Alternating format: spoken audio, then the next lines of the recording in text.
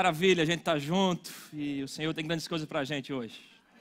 Amém? Hoje é um dia tão importante, né? Um dia estaremos escolhendo nosso futuro presidente. E eu creio que você vai fazer isso guiado pelo Espírito. E também vai amar quem não concorda com a sua opinião. Porque quem anda pelo Espírito anda em amor. Amém? Deus é bom. Podemos orar? Sei que o pastor já orou rendendo graças, mas eu queria orar pela inspiração do Senhor para a gente compartilhar o que Deus tem. Pai, no nome de Jesus, eu quero ser grato a Ti por essa manhã tão especial, esse dia tão especial para o nosso Brasil. Assim nós cremos, como nos colocamos nessa camisa, que feliz a nação cujo Deus é o Senhor. E queremos crer, declarar um Brasil com esse temor no coração, pelas Tuas palavras, pela Tua verdade, pelos Teus princípios, e que hoje seja um dia de escolhas motivado por essa ideia de que o Senhor venha ser glorificado em nosso meio. Que o Senhor, que as nossas ações, nosso voto, venha transmitir isso, que escolhemos naquilo que agrada a Ti, Pai. E queremos ser gratos pela essa manhã, diante da Tua palavra, dentro do corpo de Cristo, a Tua igreja. Eu creio na inspiração do Senhor, eu creio na Tua unção, tanto habilitando a mim para falar as Tuas verdades, como também o Teu Espírito soprando entendimento, sabedoria sobre Teus filhos, abrindo o coração para compreender as Tuas verdades e crescermos, sermos transformados pelo Senhor em o nome de Jesus. Amém? Glória a Deus. Então, gente, eu estava essa semana, a gente fica sempre quando a gente vai, tem essa indicação para ministrar, constando o Senhor de como a gente pode abençoar o corpo de Cristo. Essa semana eu tive uma experiência muito boa, fui auxiliar o pastor Humberto lá em Belo Horizonte, no curso de oração, e ficou muito coração avivado falar sobre oração. E pensei que estaria falando sobre isso, mas de ontem para hoje eu fiquei lembrando de um momento muito especial da minha vida, de um conselho que eu recebi do bispo Guto. E eu fiz, acho que vamos pegar esse caminho e a oração vai estar no meio desse. No ano de 2011, eu fui ordenado ao ministério. Essa igreja nos deu essa honra de sermos ordenados. Em 2009, eu fui licenciado como ministro, a gente já começou a operar como pastor. E em 2011, teve a ordenação, que é um carimbo, vamos dizer assim, que o ministério dá para a gente funcionar nisso. Então, são quase 10 anos pastoreando. Mas no ano de 2011, o bispo Guto, que é o presidente do Ministério Verbo da Vida hoje, ele, após a ordenação, ele chamou os ministros à parte e teve um tempo com os ministros compartilhando algumas coisas. E ele falou sobre 3 conselhos que eu procuro sempre manter ele vivo, e esses conselhos determinam muito o comportamento meu ainda hoje. Quando a gente está junto com os mais próximos, eu sempre lembro disso. Quando a gente se reúne na oração com a equipe da igreja, a gente procura lembrar disso. E a primeira vez que eu falo sobre isso publicamente, eu peço que você tenha paciência comigo, mas também que isso te abençoe. O bispo Guto, ele falou para os ministros do Verbo da Vida que estavam lá, sendo licenciado, ordenado, ele falou 3 conselhos. Ele disse, olha, vocês, bispo Guto falando, não sejam um ministro sem fogo. Aleluia. Não seja um ministro apenas profissional. E não seja um ministro sem lágrimas. Forte isso. Sem lágrimas para mim é mais fácil. A gente opera isso bem. Mas eu quero hoje trazer isso para você. É algo que tem determinado busca em mim, me inspira na oração. E eu queria dizer para você essas 3 coisas.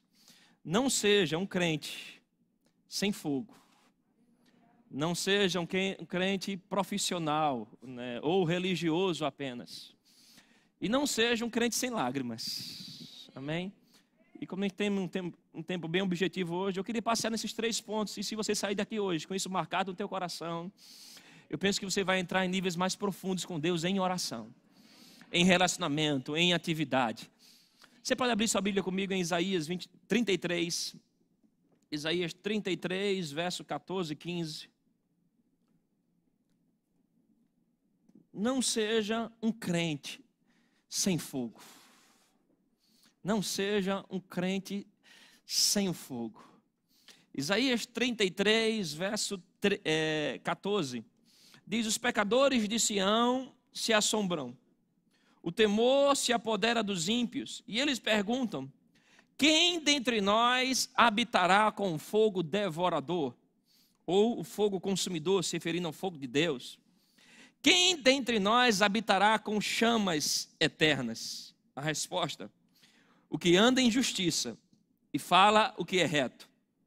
E quem despreza o ganho de opressão e que com um gesto de mãos recusa aceitar suborno. O que tapa os ouvidos para não ouvir falar de homicídios e fecha os olhos para não ver o mal. Uma pergunta se levantava aqui, eles diziam: olha, quem de nós vai habitar com esse fogo consumidor? Quem de nós terá acesso a viver nessa chama eterna? E a resposta aqui no resumo é aquele que anda em justiça. Você hoje é a justiça de Deus. E quando eu leio esse texto, eu procuro sempre deixar ele acessível para mim. Eu sempre procuro dar uma resposta no meu coração para Deus. Quem habitará com as chamas eternas? Eu gosto de dizer eu. Eu quero viver nessa chama que sempre está queimando, sempre está ardendo, sempre está viva em nosso coração. E eu creio que como você, como cristão, tem que manter isso muito aceso, muito vivo em você. Deus chamou para uma vida no fogo dele.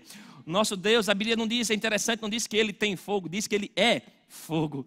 Aleluia, ele é um fogo que consome. Quando nós falamos sobre o fogo de Deus, nós falamos de uma experiência viva com o nosso Deus. A Bíblia diz: ó, provai e vede que o Senhor é bom. O evangelho para você não é só uma rotina, não é só uma religião. Deus quer ter uma experiência real, viva no teu coração. E quando isso acontecer, tua vida nunca mais será a mesma.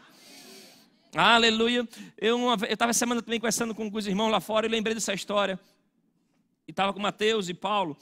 E lembrando na época das Olimpíadas no Brasil, essa história chegou para mim. A gente, no período das Olimpíadas, tem aquelas maratonas, né, como uma modalidade atlética. Mas antes da Olimpíada acontecer, nós temos em muitos lugares do Brasil o pessoal fazendo propaganda. Tem aquelas corridas com a tocha. Ficam correndo com a tocha, divulgando, né, trocando um para outro, e aquilo serve como uma divulgação das Olimpíadas. Mas aquilo, nas primeiras Olimpíadas da grega, essa questão de correr com a tocha era uma modalidade. A maratona, que é a primeira exercício da Olimpíada, ela era feita com a tocha. Então, os atletas, quando começavam a sua corrida, era uma maratona de mais de 40 quilômetros, eles correriam, e não importa se eles chegassem, eles tinham que chegar com a tocha nas mãos. Eles iam passar por vales, eles iam passar por regiões de praia, poderia chover, mas eles tinham que correr, e toda aquela maratona eles tinham que correr e preservar o fogo. Não importa se eles chegassem primeiro, eles tinham que chegar com fogo aceso. E eu penso que esse é o tipo de modalidade que eu e você devemos ter. A gente não está aqui só para correr uma carreira com Deus, estamos aqui para correr e precisamos correr queimando. Não é só quem vai chegar primeiro, não é só quem vai chegar na frente, é quem vai chegar com fogo aceso no seu coração. Jesus, né, ele é o princípio, ele é o fim, mas também ele é o caminho. Ele está conosco em toda trajetória. E que é importante para mim, para você, é nessa trajetória você preservar o fogo de Deus no seu coração. Assim como naquela maratona vinha ventos, vinha chuva, vinha lugares, né, que eles tinham que se preservar naquilo. Em nossa jornada com Deus nem tudo será flores. Haverá circunstâncias, haverá pressões, né? Todo mundo vai passar por níveis de ofensa, todo mundo vai passar por níveis de traição. Jesus já falou sobre isso. Bem-aventurado quando vos, né, injuriarem, mentindo, disserem todo mal contra vós, alegrai-vos, porque é grande o seu galardão no céu. Então cada um de nós vai passar por pressão, por acusações, mas e aí, irmãos? O Senhor te convida a preservar o fogo da presença dele em você. Manter esse fogo aceso, guardado, sempre atento no seu coração. E essa vida de oração é um meio para isso. O se congregar é um meio pelo qual você mantém essa chama acesa. O estar junto com irmãos que também estão ardendo na presença de Deus é um meio para você deixar esse fogo queimando no seu coração. Essa consciência da presença viva de Deus no seu coração. Na Bíblia é muito interessante. Os homens de Deus que tiveram experiências com o fogo de Deus, eu comecei a identificar uma espécie de padrão de comportamento deles. É que todo homem na Bíblia, que uma vez que foi tocado pelo fogo de Deus, se tornou uma pessoa intensa no Senhor. Eles eram homens, às vezes, alguns amedrontados, alguns fugindo, alguns se acovardados em momentos da vida, mas quando foram tocados pelo fogo de Deus, se levantaram numa ousadia muito grande para cumprir a vontade, o plano de Deus. Esse fogo na tua vida vai preservar você. Aleluia, esse fogo que a gente fala não é aquele foguinho de vela que é chato, fica queimando lá sem nenhum... Não, a Bíblia fala de um fogo consumidor, de um fogo que está em movimento, um fogo que vai purificar em você aquilo que não glorifica a Deus, mas vai realçar em você aquilo que valoriza o Senhor, aquilo que tem valor para Deus. Aleluia, você precisa manter esse fogo aceso no seu coração, essa paixão, essa intensidade pelas coisas do Senhor. Aleluia. Em Mateus, no capítulo 3, versículo 11, a Bíblia fala sobre uma experiência muito bacana para a gente. Na verdade, em Lucas 24, 49, você vê como colocar? Lucas 24, 49, fala de uma promessa do Senhor para a gente. E diz, eis que envio sobre vós a promessa do meu Pai, permanecei, pois, na cidade, até que do alto sejais revestidos de poder. Poder é um poder dunamis, é de onde vem dinamite, né? É uma promessa de Deus que Jesus deixa para aqueles discípulos: olha, permaneçam aqui até que vocês sejam cheios de poder da parte de Deus. Poder da parte de Deus. Esse poder é como se fosse uma bomba de dinamite mesmo, por definição. E é interessante que em Mateus 3, acho que é o 10, põe por favor. Mateus capítulo 3, versículo 10. Versículo 11. Isso, ele diz: eu vos batizo com água para arrependimento, João dizendo, mas aquele que vem depois de mim é mais poderoso do que eu, cujas sandálias não sou digno de levar. Ele vos batizará com o Espírito Santo e com fogo. Jesus faz uma promessa de um poder, uma espécie de bomba. Aqui João diz: olha, ele vai vir, ele vai batizar você com o Espírito Santo e com fogo. A promessa é de uma coisa só, mas aqui ele fala de dois elementos que ocorrem nesse batismo. E eu acho interessante isso, porque esse poder é como se fosse o poder de uma bomba, é um poder que vem sobre você para você representar bem Deus aqui na terra, você dá provas de que Jesus está vivo, de que Ele é real. Mas assim como uma bomba, naturalmente falando, ela tem alguns elementos dentro dela. Esse poder, para funcionar em você, também tem alguns elementos. Toda bomba ela tem a dinamite, que é o explosivo lá, mas toda bomba também tem o seu pavio. Existe algo que aciona isso. Aqui em Mateus 3, ele fala um pouco sobre isso. Ele diz: olha, o Senhor, Ele tem um poder de bomba para você. E Ele vai batizar você com o Espírito Santo, mas não só com o Espírito Santo, também vai batizar você no fogo. O batismo com o Espírito Santo é o poder. É a dinamite que você recebe, é a capacidade de curar enfermos, é a capacidade para libertar pessoas de demônios, expulsar demônios, a autoridade que vem sobre você, para causar milagres. Mas se você não tiver o fogo do Espírito no seu coração, você não vai acionar esse pavio em você. O batismo com o Espírito Santo dá a você o poder para curar, mas o batismo no fogo dá a você a coragem, a ousadia, a paixão de ir lá e impor as mãos. Aleluia! Quando você está batizado no fogo, você perde a sua reputação. Você não está preocupado no que vão pensar de você. O seu desejo é agradar ao Senhor. Quando você é imergido, não molhado, você é queimado por esse fogo, aleluia. Essa coragem, essa ousadia vem com você, essa paixão, como também uma compaixão, de onde você passar, você liberar Jesus. O fogo vai autorizar você a viver no sobrenatural. Irmãos, a tua vida hoje, ela é espiritual. A tua vida ela é espiritual, você nasceu de novo. E você não pode viver nesse evangelho apenas de uma rotina cansativa. Você precisa viver no fogo de Deus. No fogo de Deus, no fogo de Deus. Esse fogo vai encorajar você. Esse fogo não vai impedir com que você pare, com que você freie. Sempre você vai despertar com uma paixão no seu coração. A Bíblia estava vendo em Jeremias 20, muito interessante. Jeremias, o profeta, vinha numa fase de muita perseguição. Na verdade, numa noite anterior, ele tinha sido amarrado no tronco e ficou a noite inteira no tronco como uma vergonha. A Babilônia dominava sobre Israel e Jeremias foi um profeta que ele simbolizou muito da vergonha que o Senhor sentia, da idolatria do povo. E Jeremias está lá exposto como vergonha, ele passa a noite inteira. E no capítulo 20, versículo 8 de Jeremias, tem como colocar? Jeremias capítulo 20, versículo 8. Jeremias ele faz uma declaração. Diz: porque sempre falo... Não é esse o texto. Vê o versículo 9. Isso. Quando pensei, não me lembrarei dele, já não falarei no seu nome. Isso me foi no coração como fogo ardente, encerrado nos meus ossos. Já desfaleço de sofrer e não posso mais. Verso 10. Porque ouvi a murmuração de muitos, a terror de todos os lados, denunciai e o denunciaremos. Todos os meus íntimos amigos que aguardam de mim que eu tropece dizem, bem, pode ser que se deixe persuadir. Então prevaleceremos contra ele e dele nos vingaremos. Jeremias, ele vem numa pressão muito grande, sendo envergonhado, oprimido, apanhando. E ele diz no seu coração, olha, não vou mais falar das coisas do Senhor. Não vou mais falar do que ele tem me dito. Mas ele diz, quando eu pensei em dizer isso, o fogo dentro de mim começou a queimar. E os meus ossos começaram a tremer. Ele disse, olha, mesmo passando por tudo isso, eu não posso parar de denunciar o que Deus manda eu denunciar. Os meus amigos se levantam contra mim, mas no meu coração tem um fogo que diz, olha, não pare. Persevera, continua. Você não pode parar disso, você tem que cumprir a minha vontade. Quando você é tocado pelo fogo de Deus, pode vir oposição. Pode vir coisas se levantando contra você, mas você não vai parar. Aleluia.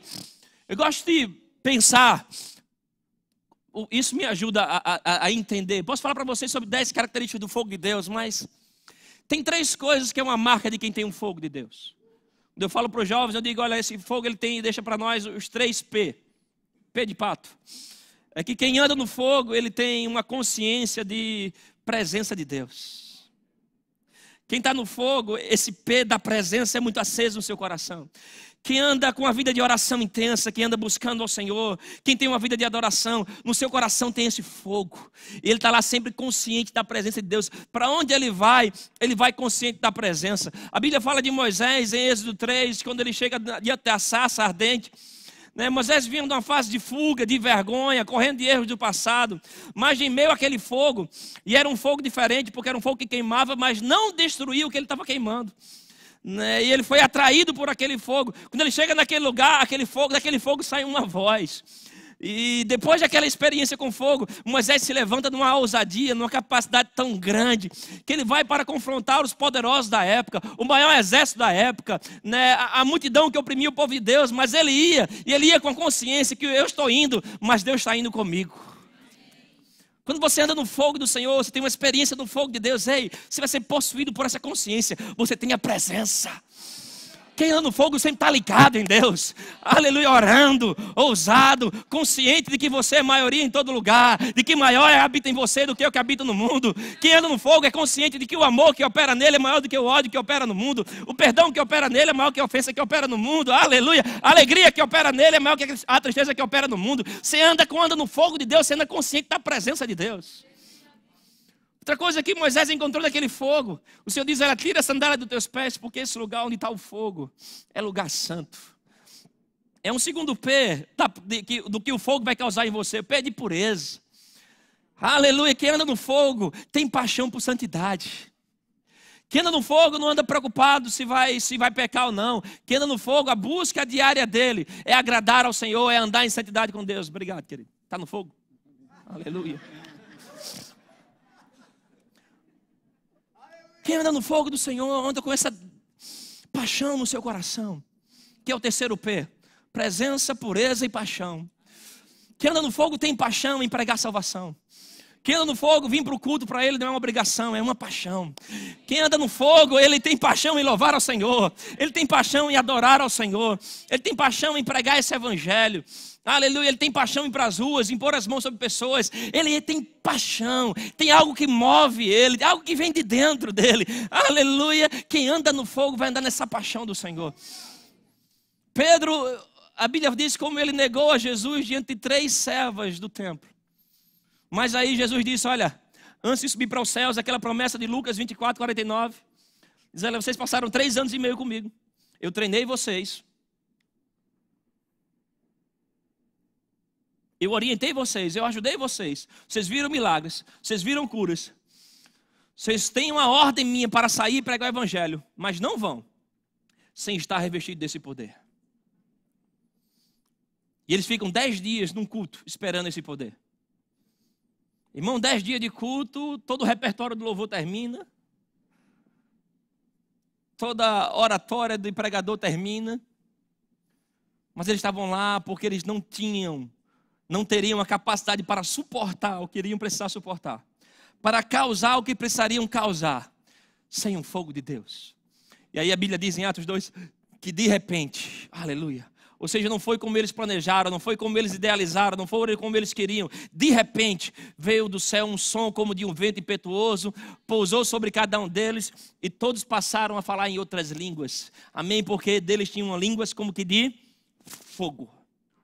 Fogo saindo da sua boca. Aleluia. Presença, pureza e paixão. Quando o fogo de Deus tocar a sua vida, uma das primeiras coisas que vai mudar em você é a sua fala. Isaías, ele teve uma experiência com o fogo de Deus. Ele vê o trono de Deus. Ele diz: ai de mim, eu sou um homem de lábios impuros. E onde ele reconheceu falha, o fogo de Deus foi tirado do altar do Senhor, tocou onde tinha impureza, e esse homem deixou de ser um homem de boca suja para ser um homem que ia profetizar sobre Jesus. Eu não sei onde a sua área tem impureza, tem fraqueza, mas quando você se abre para ser tocado pelo fogo de Deus, não seja um crente sem fogo. Mantenha viva a sua rotina de oração, mantenha viva a sua rotina de orar em outras línguas, mantenha viva a sua rotina de confessar a palavra, de amar os irmãos. Preserva o fogo de Deus na tua vida, não perde esse fogo. Esse fogo autoriza você a vivenciar coisas sobrenaturais. Você tanto experimenta coisas sobrenaturais, como você libera coisas sobrenaturais sobre pessoas. Estava segunda-feira lá em Belo Horizonte, curso de oração. Um agir do Senhor, foi uma visitação de Deus tremenda, linda. No final veio um senhor falar comigo. Um senhor moreno, idade avançada, ele vinha muito emocionado. Ele estava a mão no rosto, ele tremia um pouco, ele falou comigo, ele fez: Júnior, eu não conhecia essa igreja Verbo da Vida, eu conheci através do curso de oração, eu faço parte de outra igreja, e moro a 70 quilômetros, mas me falaram desse curso, eu vim aqui, e quando eu lhe vi, eu comecei a entender algumas coisas, porque eu tinha lhe visto pregando no YouTube, e no mês de fevereiro, você estava pregando num acampamento em Campina Grande. Naquela fase da minha vida, minha esposa tinha me deixado, a minha vida financeira estava arruinada, e eu estava bombardeado por ideias suicidas. E eu pensei e me planejei em me suicidar muitas vezes. Mas quando estava vendo você pregando lá, e na meio da pregação, você falava um pouco sobre a presença de Deus, sobre o fogo de Deus, e você começou a profetizar, repreendendo espíritos suicidas sobre pessoas. Aquilo entrou no meu quarto, entrou na minha vida, e depois daquilo ali o Senhor rompeu esse jugo da minha vida. E eu comecei a me levantar, as coisas começaram a andar em ordem, e depois de 6, 7 meses eu estou aqui, e começo a ver Deus conectando as coisas. Eu não associei que aquela igreja lá era essa mesma igreja aqui, mas ele chorando, ele agradecia aquilo. Eu fiquei pensando, eu fiz, rapaz, às vezes a gente não tem nem ideia do que a gente está causando na vida de pessoas. Você libera uma palavra, e você nem tem noção do resultado daquilo, mas em meio oculto, nunca ninguém falou comigo. 6 meses depois, encontro alguém que assistindo no YouTube, planejou se suicidar, mas porque encontrou alguém que anda no fogo. Você precisa andar no fogo, você precisa se mover pelo fogo. O fogo vai liberar o sobrenatural na sua vida e através da sua vida. Você vai liberar a presença de Deus, você vai liberar pessoas para andar na pureza de Deus, você vai liberar pessoas a mais uma vez andar numa paixão pelo Senhor. Quem anda no fogo tem uma capacidade de influenciar pessoas, de tocar outras vidas. Você cheio do fogo de Deus vai incendiar outras pessoas. Você pode tentar evangelizar pessoas, mas quando você tenta evangelizar alguém queimando o seu coração, o seu resultado é diferente. Porque quem anda no fogo é algo que vem do coração, e só mesmo do coração fala com o coração. Você não pode ser um crente sem o fogo de Deus. Você não pode ser um crente sem esse fogo queimando no seu coração. Preserva essa chama em você. Se por acaso o pavio está fumegando, aleluia. A Bíblia fala que aquele que é nascido de Deus, ele é como um vento que sopra. Você não sabe de onde vem e para onde vai. O que alimenta o fogo é o vento. Se dentro de você o fogo está baixo, então abre espaço para o Espírito Santo invadir a tua vida. Vai para a tua vida de oração, não só com tua lista de pedido, vai para orar aberto para o que Deus vai causar em você na sua oração. Aleluia, experimenta estar num ambiente de oração onde Deus vai causar coisas em você. E eu te digo, essa chama vai voltar a arder no teu coração. Aleluia, um outro conselho que eu recebi naquele dia. Não seja um ministro profissional. Traduzindo para você, não seja um crente apenas profissional, ou, para deixar isso mais claro, não seja um crente religioso. Se alguém disse para você que Cristianismo é religião. Se você leu isso em algum lugar, você leu errado, você ouviu errado. Jesus, ele não disse, eu vim para que tenha uma nova religião dentre tantas. Jesus disse, eu vim para que tenham vida. E vida Zoé, a própria vida de Deus. Aleluia. Jesus veio trazer para você uma vida apaixonante. Amém. Nossa rotina, nós, como igreja, nós temos ordem, nós temos organização para que as coisas fluam nesse lugar. Mas nós não devemos viver nossa vida com Deus preso, apenas chegar e alguns protocolos. Jesus, ele repreende a orações vãs, de repetições vãs, né? E às vezes estamos na nossa vida, né, seguindo o Senhor com repetições vãs. A gente vem à igreja só para vir, a gente dá o dízimo só por dar, né? A gente serve no departamento só porque está servindo. Irmão, não faz isso. Deus espera que você venha servir a Ele de pleno coração, de amor, por um relacionamento. Abre, por favor, a tua Bíblia comigo em Isaías 29, 13. Isaías 29, 13. Não seja um crente religioso. Seja um crente filho de Deus. Isaías 29, 13 diz, aleluia. Glória a Deus. O Senhor disse, visto que este povo se aproxima de mim, e com a sua boca e com os seus lábios me honra, mas o seu coração, isso é muito forte, irmãos, mas o seu coração está longe de mim, e o seu temor para comigo consiste só em mandamento de homens, que maquinalmente aprendeu. Uma outra versão diz de mandamentos de homens, regras que aprenderam com homens. O Senhor está dizendo, olha, esse povo está se aproximando de mim, mas eles só vêm porque é uma rotina, porque eles aprenderam como fazer um protocolo, chega lá e faz alguma reza, alguma bênção, né, algum comportamento que acha que me agrada, e aí no dia seguinte volta a ter uma vida como era antes. Não, irmãos, Deus não tem isso para você. O que Ele propõe para você é uma vida de relacionamento. Nós vemos para o domingo, somos experimentados, temos experiência com Deus, somos alimentados. Né? Alguém já disse aí fora que você é o que você come. Biblicamente, espiritualmente também é verdade. Você se alimenta desse lugar e o que esse lugar alimenta você determina o teu comportamento. Mas o que Deus espera de você é que a sua segunda-feira, você não deixe de ser um filho de Deus. A sua terça-feira, a sua quarta-feira, que você apenas se comporte como filho de Deus na igreja, onde tudo é padronizado, levantar as mãos, abaixar, sentar, vamos adorar, dizimar, ofertar. Não. Deus quer que você venha servir a Ele de todo o coração. De todo o coração. Não seja um crente, né? Quando eu falo profissional, não estou falando sobre fazer bem feito. Nós cobramos ao nosso louvor, né? Servir com profissionalismo, fazer com empenho. A nossa mídia a servir num alto padrão profissional.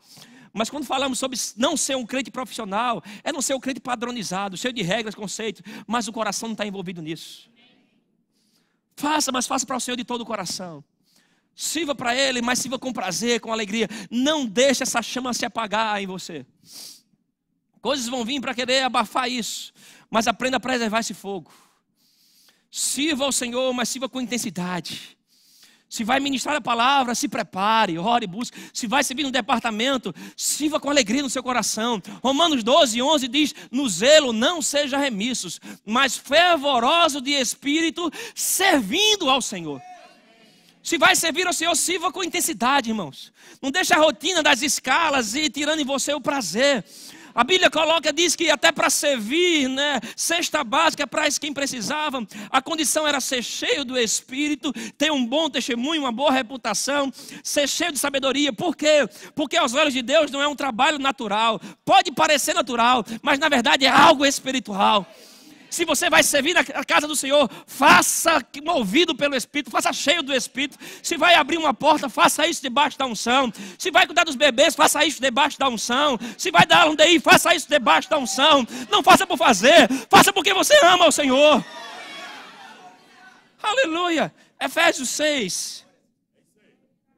Aleluia. Efésios 6, versículo 5. Não seja um crente apenas profissional, religioso. Aleluia.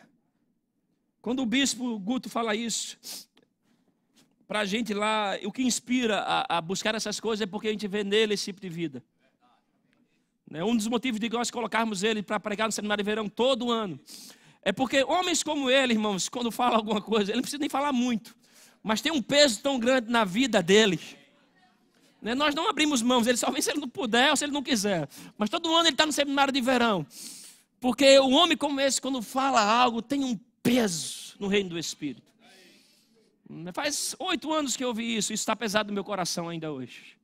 E eu quero que esse mesmo peso fique em você. Não seja um crente sem fogo.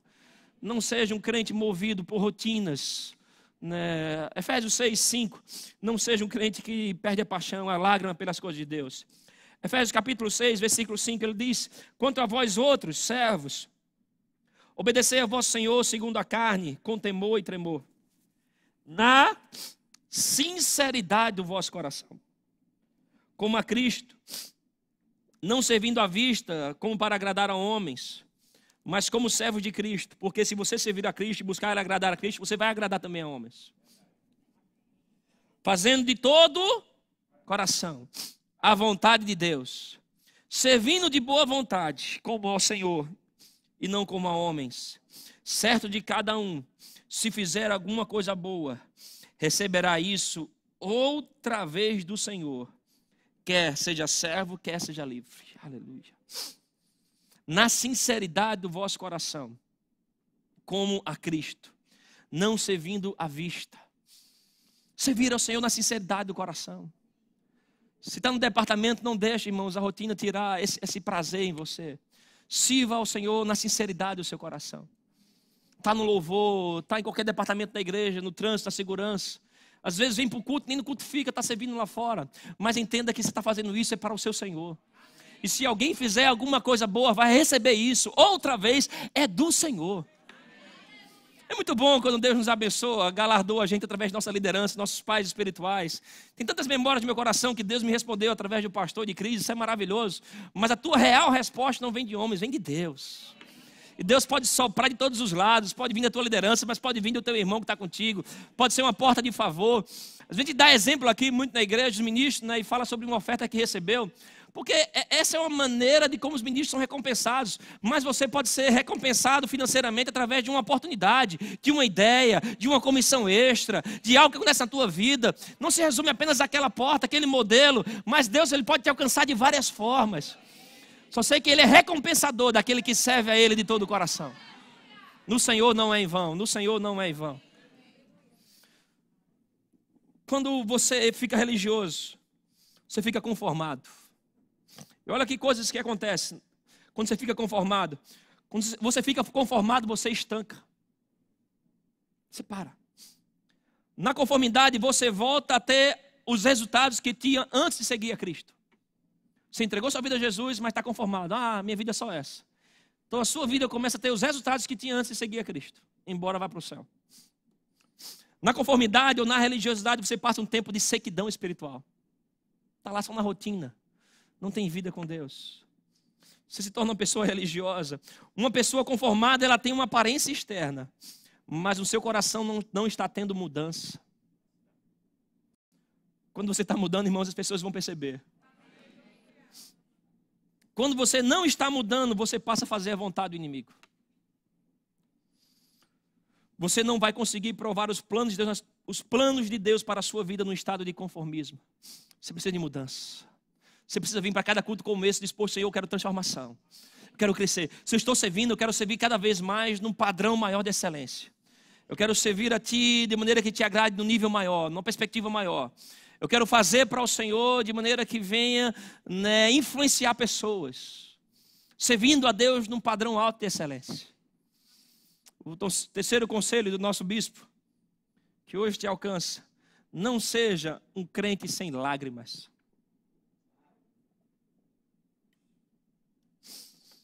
O que isso quer dizer para nós, irmãos? Não perca a capacidade de se emocionar com as coisas de Deus. Não perca a sua sensibilidade à voz do Espírito. Não venha para o culto achando que sabe tudo. O pastor vai pregar sobre fé, eu já ouvi isso tantas vezes, já aceito até o que ele vai dizer. Não venha com essa atitude no coração. O pastor Bud, ele dizia algo muito interessante, simples, mas poderoso. Ele dizia, se você lê a Bíblia como se nunca tivesse lido antes, Deus vai falar coisa com você, nos mesmos textos que nunca falou antes. Aleluia. Você lê com aquela atitude simples, as mesmas coisas, mas está lá ainda emocionado, vibrando com o seu Deus. Alguém já falou isso, certo autor disse que, olha, a coisa mais difícil para alguém antes da conversão é converter o coração dela para o Senhor. E a coisa mais difícil após a conversão é manter o coração dela convertido. Quando eu vi isso, eu achei interessante, porque não é que Cristo não seja apaixonante. Essa vida no Evangelho é apaixonante.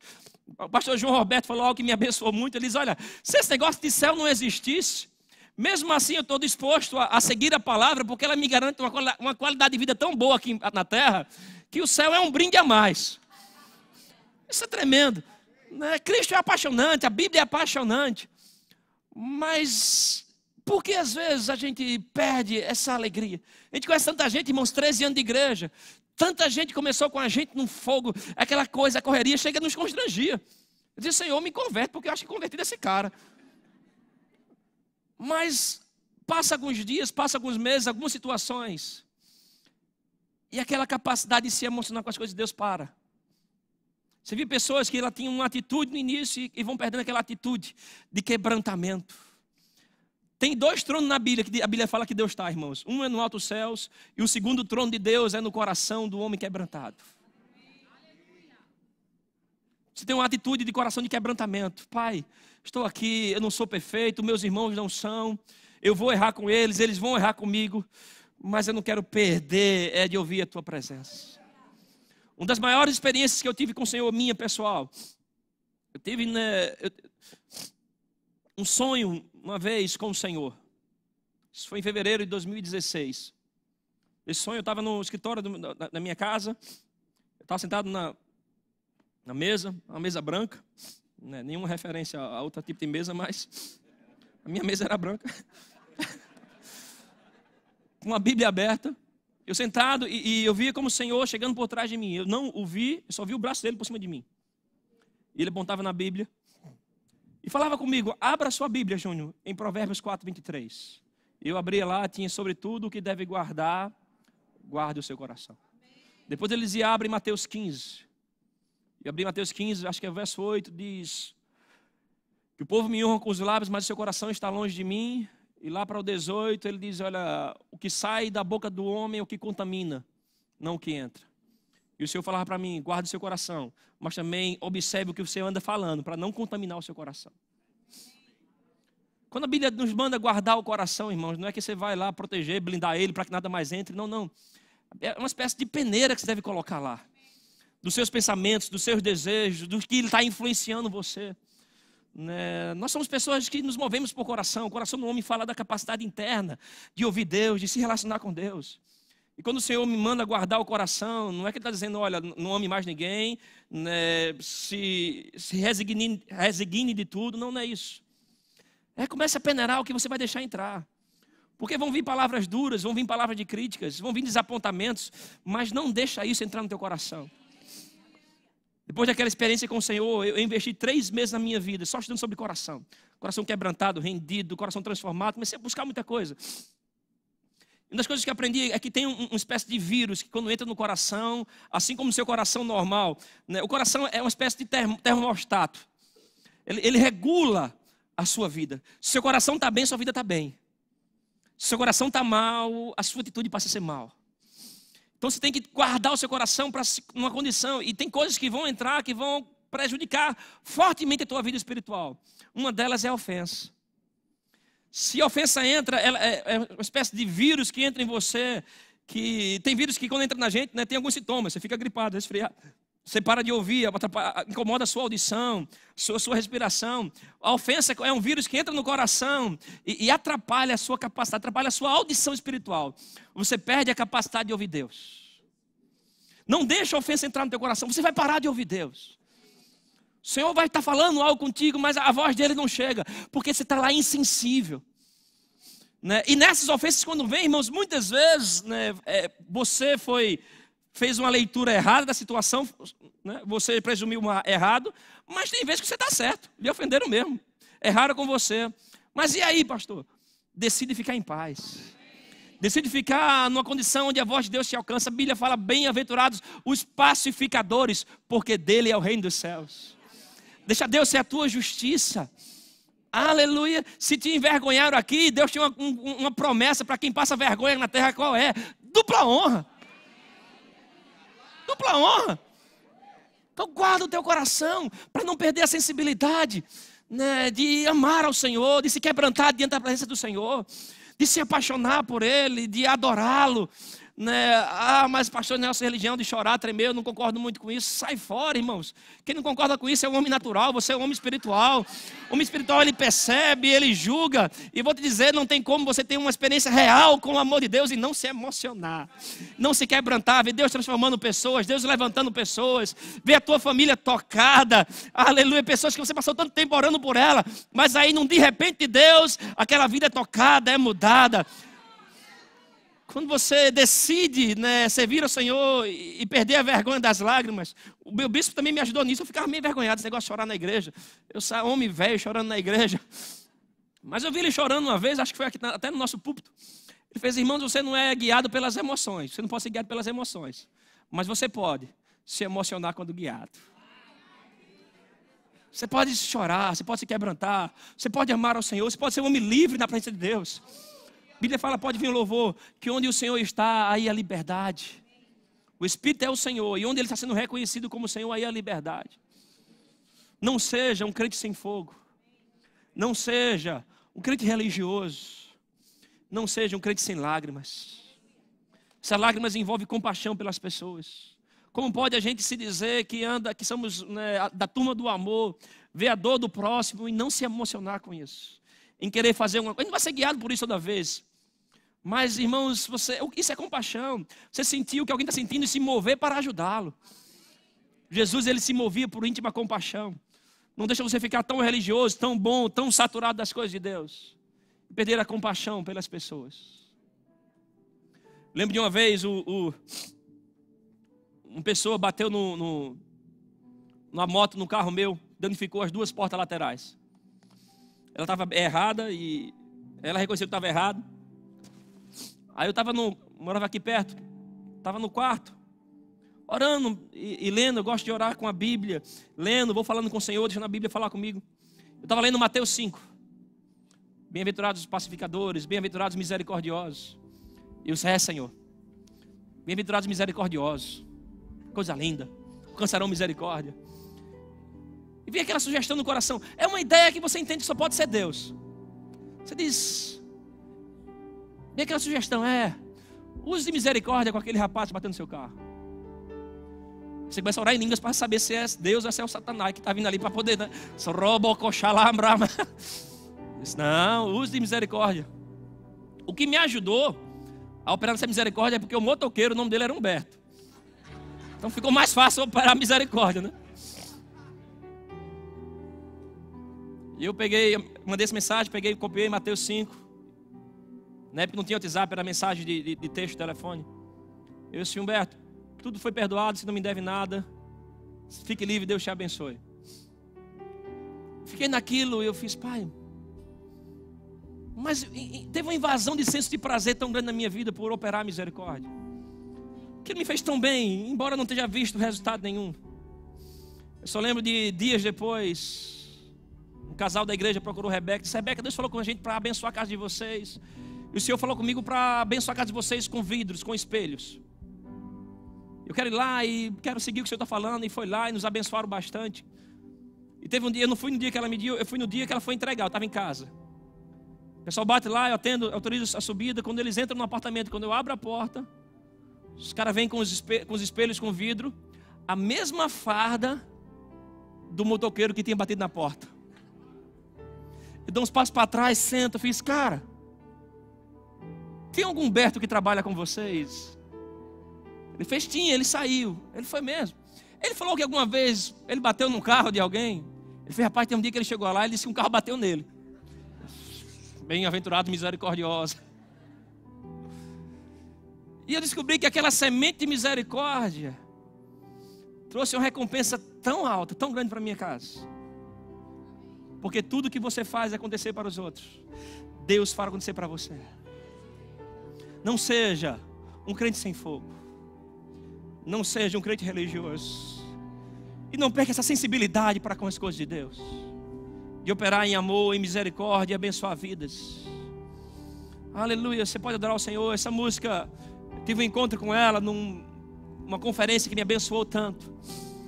E a gente repetia essa música durante meia hora naquele culto. Só essa frase: não há lugar mais alto, tão grande, do que estar aos teus pés. Penso que é um lugar bom para a gente estar, onde o fogo vai aumentar. A Bíblia diz que quando